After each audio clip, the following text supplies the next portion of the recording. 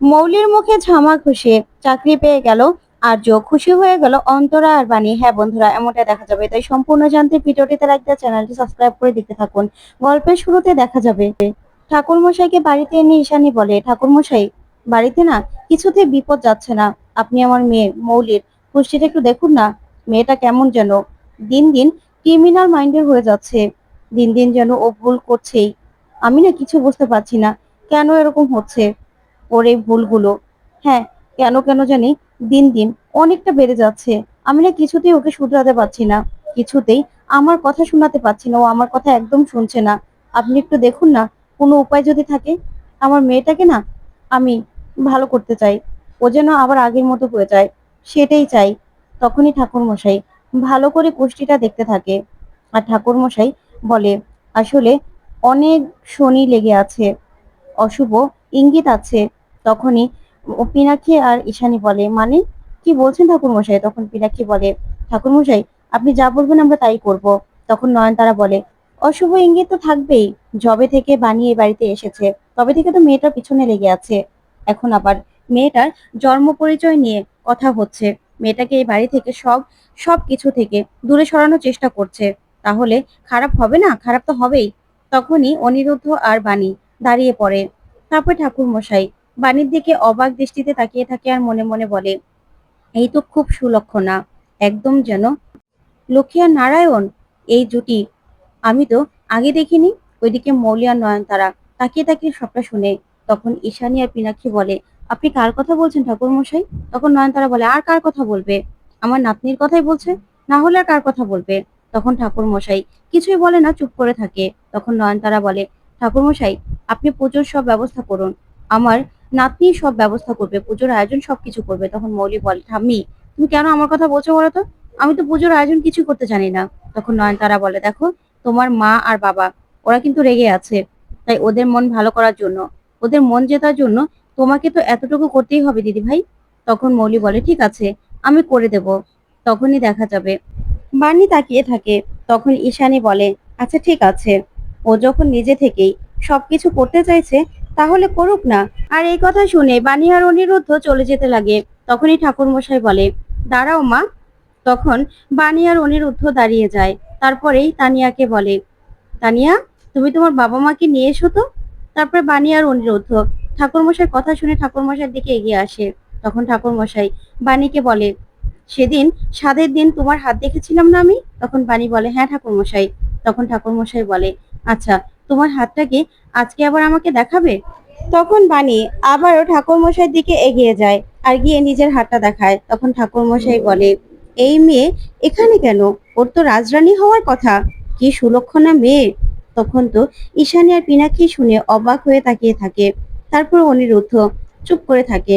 তখন নয়নতারা ব্যাপারটাকে অন্যদিকে নেওয়ার জন্য বলে, হ্যাঁ রাজরানী তো হবেই, কারণ বড়লোকের ছেলেকে ফাঁসিয়ে বিয়ে করেছে যে, এই বাড়িতে আছে, রাজরানী তো হচ্ছেই, ঠিক না? তখনই সাথী প্রচন্ড রেগে যায় আর বলে, মাসিমা আপনাকে না আমি কতদিন বলেছি আমার বৌমাকে আপনি এরকম ভাবে অপমান করে কথা বলবেন না। শুনুন, বাণী এই বাড়ির পুত্রবধূ, আর আপনার যতটা অধিকার আছে বাণীরও ততটাই অধিকার আছে। তখন অনিরুদ্ধ বলে, কি ঠাম্মি, কথা বললে কথা মনে থাকে না তাই না?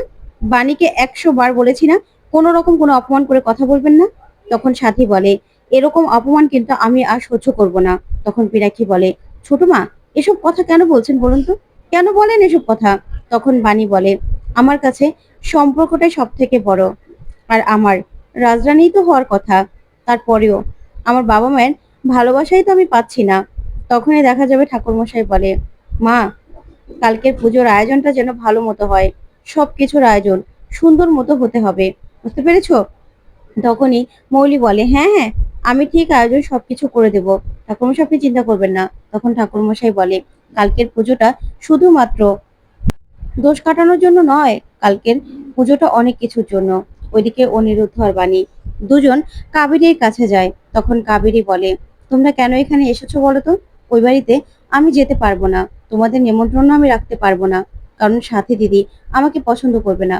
তখন বাণী আর অনিরুদ্ধ বলে, আমরা বলছি তো আপনাকে ওই বাড়িতে যেতেই হবে, কারণ আপনাকে আমরা নিতে এসেছি আর নিমন্ত্রণ করতে এসেছি, আপনার ওখানে যাওয়াটা খুবই দরকার। তখন কাবেরী বলে, না না আমি কি করে যাব? তখন অনিরুদ্ধ বলে, হ্যাঁ মাসিমা, আপনাকে যেতে হবে, কারণ অন্তরা মা হতে চলেছে। তাই এই সময় অন্তরার পাশে আপনার থাকা দরকার। তখন তো কাবেরী এই কথা শুনে ভীষণ খুশি হয়ে যায়। তারপরে কাবেরী বলে, সত্যি আমার অন্তরা মা হতে চলেছে? কই, আমার মেয়ে তো আমাকে কিছুই বললো না। তখন অনিরুদ্ধ বলে, মাসিমণি, সেজন্যই বাড়িতে পুজোর আয়োজন আছে, আপনাকে যেতে হবে। এই সময় আপনি অন্তরার পাশে থাকবেন না? তখন কাবেরী বলে, হ্যাঁ, ওর বাবা যাক বা না যাক, আমি কিন্তু ওর পাশে ঠিক থাকবো। তখন বাণী বলে, মাসিমণি, এই সময় একজন মেয়ের সব থেকে কাছের মানুষ হলো তার মা। তার মা হয়ে আপনি কি ওর পাশে থাকবেন না? তখন কাবেরী বাণীর কাছে যায়, গিয়ে বলে, বাণী, তোমাকে আমি অনেক ভুল বুঝেছিলাম। তোমাকে আমি ছোট বড় অনেক কথা শুনিয়েছিলাম। তুমি আমাকে ক্ষমা করে দাও বাণী। কিন্তু আমার মেয়েটাকে বিয়ে থেকে শুরু করে এই পর্যন্ত তুমি আমার মেয়ের পাশে আছো, সেজন্য আমি সারা জীবন তোমার কাছে কৃতজ্ঞ থাকবো। তুমি আমাকে ক্ষমা করো। তারপর অনিরুদ্ধকে কাবেরী বলে, আমি যাব অনিরুদ্ধ, তোমরা আমাকে বলেছো, আমি ঠিক যাব, তোমরা চিন্তা করো না। তখন তো বাণী আর অনিরুদ্ধ খুশি হয়। তখন কাবেরী বলে, আমার মেয়ের পাশে আমি থাকবো, ওর বাবা থাক বা না থাক, আমাকে ওর পাশে ঠিক থাক পাবে। তখন তো বাণী এই কথা শুনে ভীষণ খুশি হয়। তারপর কাবেরী বলে, তোমরা চিন্তা করো না, আমি যাব।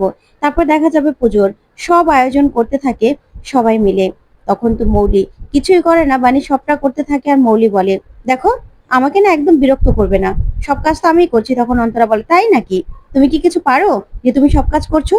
ওইদিকে তখনই তানিয়া বলে, আচ্ছা মৌলি আন্টি, তুমি শাক বাজাতে পারো? তখন মৌলি বলে, হ্যাঁ পারি তো। তখন তানিয়া বলে, তাহলে বাজিয়ে শোনাও না। তখনই মৌলি শাক বাজানো শুনেই তানিয়া হাসতে থাকে।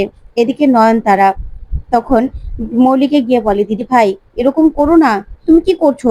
ভালো করে সবকিছু আয়োজন করো, তুমি যে কিছু করোনি আর পারো না সেটা তো সবাই জেনে যাবে।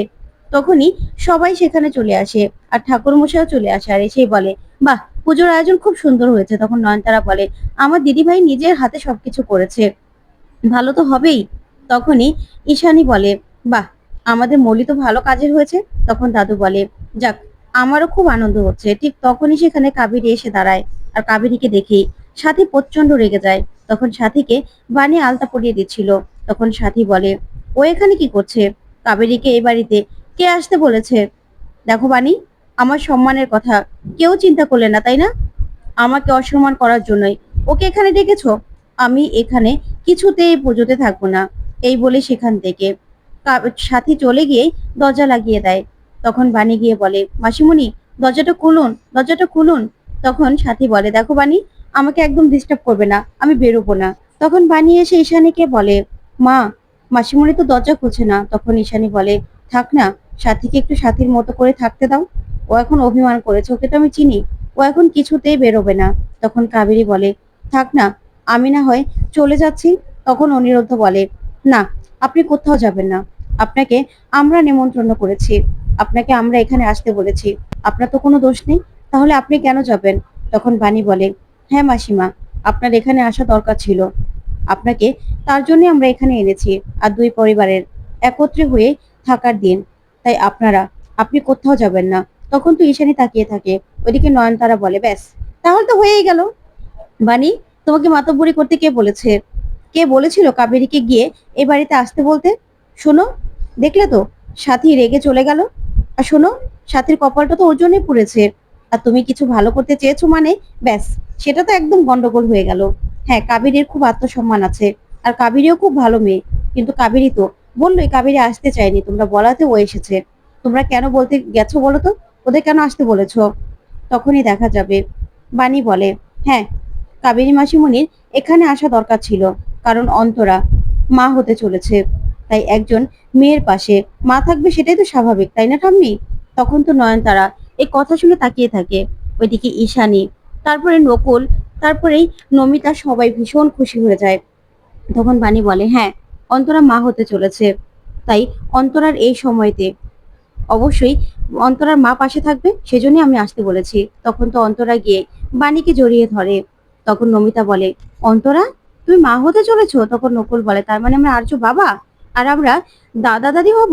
অন্তরা আগে বললে না কেন? তখন অন্তরা বলে, বাবা, আমি কাউকেই বলিনি, আসলে দাদা আর বৌদি ওরা না হসপিটালে আমাকে দেখে ফেলেছিল, সেজন্য ওরা জানতে পেরে গেছে, আর ওরাই আমার পাশে থেকেছে, ওরাই সব ব্যবস্থা করেছে। তখন তো নমিতা আর নকুল ভীষণ খুশি হয়। ওইদিকে দেখা যাবে তখনই বান্টি মৌলিকে বলে, ম্যাডাম আমরাও তো জানি, বলুন। তখন মৌলি বলে, হ্যাঁ, আজ ইন্টারভিউ দিতে গেছে না, ওকে এমন অপমানিত হতে হবে আজকে, ওর একদম কনফিডেন্স লেভেল পুরো ভেঙে দিতে হবে। তখন দাদু বলে, আমিও শুনেছি, এত বড় একটা খুশির খবর না শুনে থাকা যায়? দেখো, তার জন্য সবার জন্য মিষ্টি নিয়ে এসেছি, সবাইকে মিষ্টিমুখ করতে হবে তো। ওইদিকে নয়নতারা মনে মনে ভাবে, যাক, আমার বাড়িতে তাহলে বংশধর, নিজের বংশধর আসতে চলেছে। ওইদিকে অনিরুদ্ধ বলে, হ্যাঁ, এবার বুঝতে পারলে তো ঠাম্মি, কেন আমরা কাবেরী মাসিমণিকে এ বাড়িতে আসতে বলেছি? তখন পিনাক্ষী বলে, বানি একদম ঠিক কাজ করেছে, বানি একদম যোগ্য কাজ করেছে। তখন ঈশানী বলে, হ্যাঁ, এই সময় একজন মেয়ের পাশে তার মাকে তো থাকতে হবে। তখন কাবেরী বলে, বানি একদম ঠিক কথা বলেছে, আমি সেই জন্য আমার মেয়ের পাশে আছি। তখন বানি বলে, মেয়েদের এই সময়টাতে তার মাকে সব থেকে কাছে চায়, আর এই সময়টাতে সবাই তো আর নিজের মাকে কাছে পায় না, তাই না? সবার তো আর সেই কপাল হয় না। তখন তো এই কথা শুনে ঈশানী আর পিনাক্ষী তাকিয়ে থাকে বাণীর দিকে। তারপরে বাণী বলে, আপনারা শুধু সবাই মিলে অন্তরাকে আশীর্বাদ করবেন। তারপরে নকুল সহ সবাই মিলে একে একে অন্তরাকে আশীর্বাদ করতে থাকে। তখন তো নয়নতারাও ভীষণ খুশি। এদিকে ঈশানী পিনাক্ষী তারাও আশীর্বাদ করে অন্তরাকে। তারপরে নয়নতারা নিজের গলার চেন খুলে দিয়ে অন্তরাকে আশীর্বাদ করে। তখন মৌলি বলে, গ্র্যান্ড মামি, তুমি একটু বেশি বাড়াবাড়ি করছো না? তুমি এরকম ভাব করছো যেন অন্তরা একাই মা হতে চলেছে, দুনিয়াতে যেন আর কেউ মা হচ্ছে না। তখন নয়নতারা বলে, শোনো দিদি ভাই, আর কেউ মা হচ্ছে না না হচ্ছে সেটা আমার দেখার বিষয় না। আমার বাড়িতে আমার বংশধর আসতে চলেছে, তাই ওর জন্য আমার তো খুশি হওয়ারই কথা, তাই না? আমি তো খুশি হবই, এটা তো স্বাভাবিক। তারপর দেখা যাবে অন্তরা অনিরুদ্ধকে প্রণাম করতে যায়। তখন অনিরুদ্ধ নিজেই অন্তরাকে আশীর্বাদ করে। আর তখন বাণীও অন্তরাকে আশীর্বাদ করে আর বলে, তুমি ভেবো না, সব কিছু ঠিক হবে। ওইদিকে মৌলি বলে, এরকম নাটক করার তো কিছু নেই। তখন ঠাকুরমশাই বলে, আচ্ছা সিনিটা কে মাখবে? তখন মৌলি বলে, আমি মাখবো। তারপরে ঈশানী বলে, না না, মৌলি পারবে না, আমি মেখে দিচ্ছি। তখন মৌলি বলে, না আমি পারবো। তখন ঠাকুরমশাই বলে, ঠিক আছে, আমার ব্যাগের মধ্যে সবকিছু আছে, তুমি বরং মেখে দাও। তখন মৌলি বলে, মিক্সার ব্লেন্ডারে দিলেই সবকিছুতে একসঙ্গে মিশে যাবে। তখন মৌলির কথা শুনে সবাই তাকিয়ে থাকে। তো বন্ধুরা, কেমন লাগলো আজকের আপডেট? কমেন্ট করে জানাও। ধন্যবাদ।